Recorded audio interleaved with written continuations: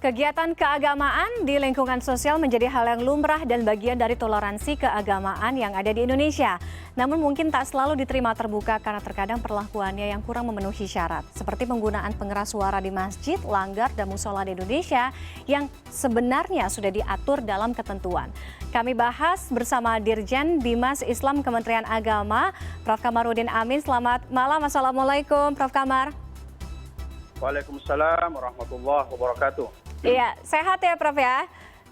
Alhamdulillah sehat. Alhamdulillah. Kita berbicara bagaimana sebenarnya ketentuan pengeras suara kegiatan keagamaan yang ada di Indonesia. Apakah di setiap wilayah, artinya wilayah perkotaan dan juga wilayah misalkan pedesaan atau perkampungan ini, treatmentnya atau diperlakukan berbeda ketentuannya atau bagaimana Prof?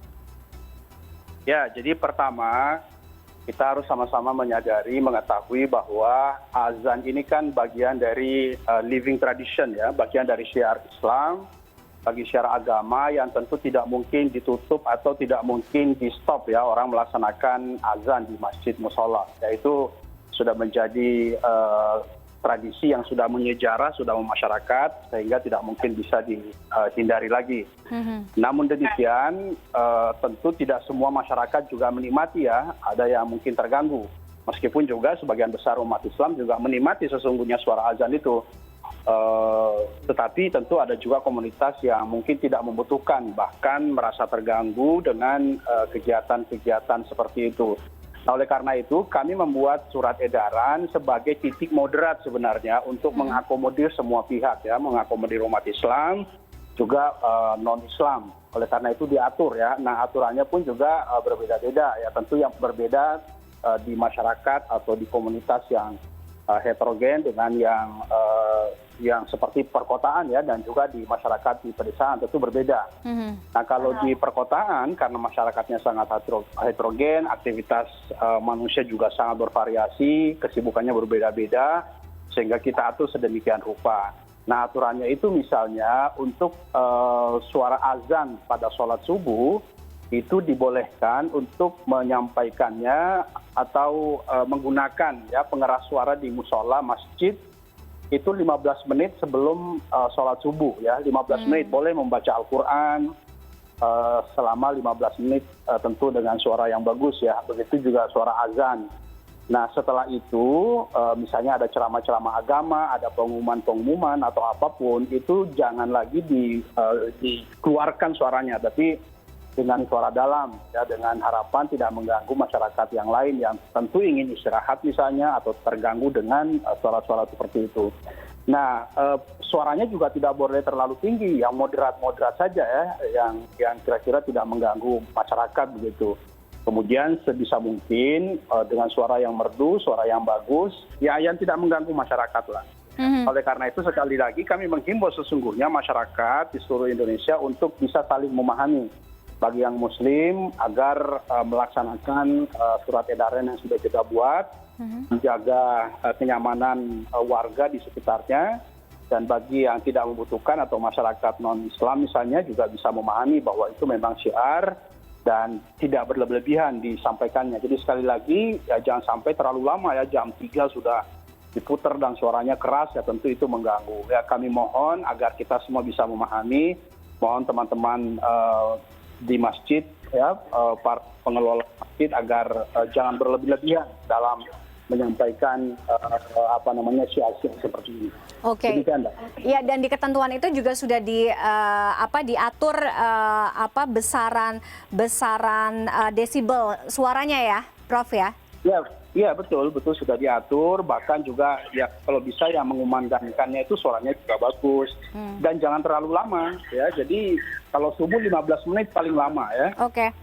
Dan itu hanya membaca Al-Quran. Jangan lagi ada pengumuman-pengumuman dan lain-lain.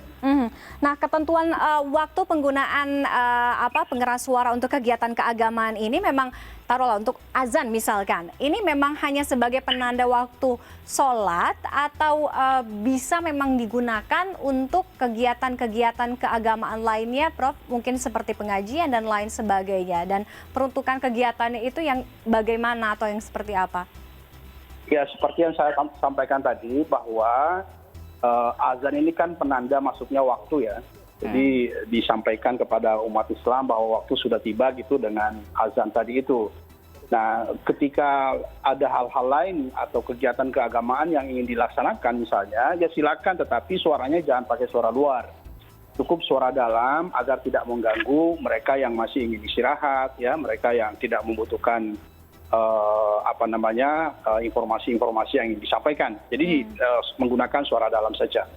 Oke. Jadi sekali lagi sebenarnya ini harus ada saling mengertian dan saling paham ya. Jadi kehidupan bersama dalam sebuah komunitas itu perlu kita jaga-jaga bersama ketentramannya dan kedamaiannya supaya tidak saling mengganggu, ya. Saling memahami lah kira-kira begitu. Betul, betul. Prof, apakah Kemenak sendiri pernah sebelumnya mendapatkan laporan dari warga mungkin yang memang merasa terganggu dengan suara pengeras kegiatan keagamaan, misalkan di musola, di langgar, atau di masjid, sehingga mungkin ini bisa menjadi notes, jadi catatan, dan bisa jadi evaluasi juga pastinya?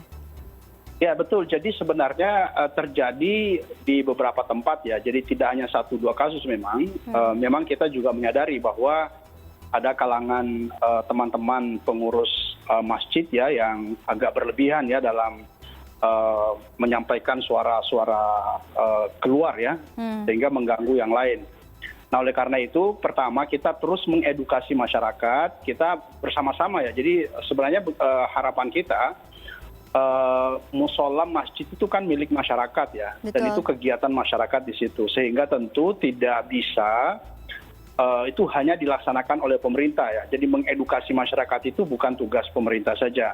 Tugas kita bersama, tugas masyarakat, tokoh-tokoh masyarakat, tugas media. Mari kita sama-sama memberi edukasi kepada masyarakat kita agar bisa memahami masyarakat yang ada di sekitarnya begitu. Iya, iya. Bahkan sebenarnya sekarang ini sedang ada diskusi yang cukup serius ya yang sedang kita laksanakan.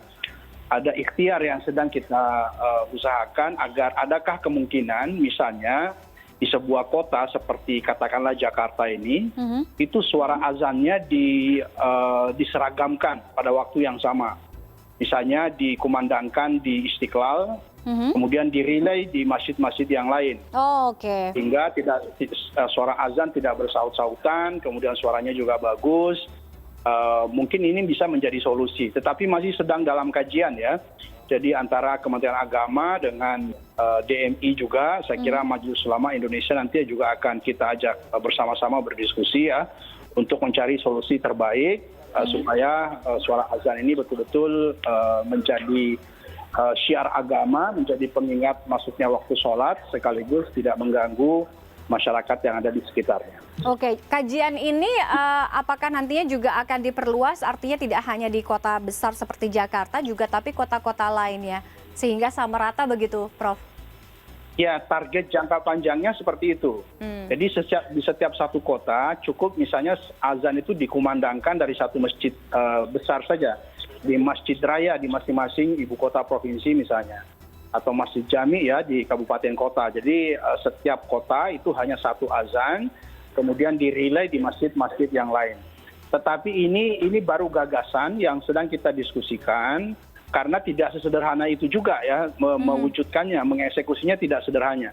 Terkait dengan banyak hal tentunya ya, bukan hanya masalah teknis, tapi juga masalah keterterimaannya di masyarakat. Apakah masyarakat kita bisa menerima ini atau tidak? Karena lagi-lagi masyarakat kita kan sangat bervariasi ya, pandangan-pandangannya, sikap-sikapnya juga sangat berbeda ya, sangat bervariasi lah. Jadi ini butuh diskusi yang cukup intens dan tentu juga akan melibatkan semua pihak terkait ya, termasuk di samping Majelis Ulama Indonesia, ormas-ormas Islam, kemudian Dewan Masjid Indonesia, Kementerian Agama, ya. Dan ini sudah kita diskusi beberapa kali sesungguhnya, sedang kita rumuskan teknisnya sebelum kita mengambil kebijakannya. Jadi kira-kira secara teknis, apakah ini executable, apakah ini bisa dieksekusi atau tidak. Jadi secara teknis saja, itu banyak langkah yang harus kita ambil sebelum mengambil kebijakan ini. Tetapi kita sedang mendiskusikan itu secara intensif, dan seandainya ini bisa diwujudkan, sesungguhnya ini sebuah solusi yang sangat berpotensi ya untuk menenteramkan masyarakat kita. Tapi lagi-lagi butuh kebersamaan, butuh engagement semua pihak, dan butuh diskusi cukup panjang. Iya, terkait dengan pendekatan dan juga edukasi, tadi Prof. Kamar sempat sebutkan, kita kan hidup di lingkungan yang plural ya, sehingga penting untuk memahami satu sama lain, kemudian toleransi. Nah, bagaimana pendekatan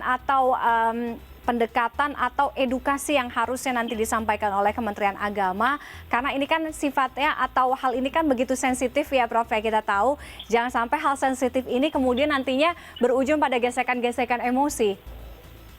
Betul sekali, betul sekali. Jadi kebetulan kami sering melakukan pelatihan-pelatihan ya kepada pengurus-pengurus masjid ya, kepada tamir-tamir masjid. Nah, di situ kita melakukan edukasi, menyampaikan terkait dengan banyak hal tentang masjidan, tentang bagaimana mengelola masjid, rumah ibadah maksudnya, termasuk diantaranya tentang azan ini agar bisa tidak menjadi instrumen yang menciptakan ketidaknyamanan ya di tengah-tengah masyarakat begitu. Jadi tapi sekali lagi edukasi ini kita harapkan tidak hanya dilakukan oleh Kementerian Agama, tidak saja oleh pemerintah, tapi juga oleh masyarakat, oleh tokoh-tokoh masyarakat, oleh ulama, ya, terutama masyarakat yang ada di sekitar, supaya bisa saling memberi pengertian, ya, memberi pemahaman. Yeah. Karena sekali lagi kota-kota besar seperti Jakarta dan juga kota-kota yang lain tentu sangat heterogen, ya. Mungkin ada yang sangat sibuk di siang hari, kemudian sampai malam gitu kan.